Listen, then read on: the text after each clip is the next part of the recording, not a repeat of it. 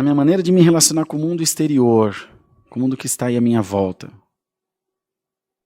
que nós hoje chamamos de elevação espiritual, crescimento espiritual.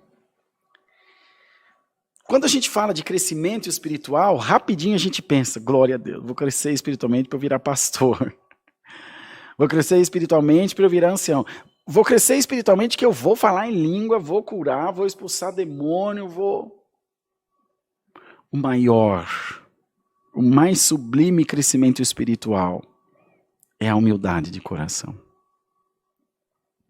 Tanto é que o próprio Senhor diz na sua palavra que Deus não resiste um coração quebrantado. Que Deus não segura a humildade. A soberba ele rejeita, se enoja dela, a ganância também, a ira, a porfia, a maledicência, mas a humildade está entranhada no coração de Deus.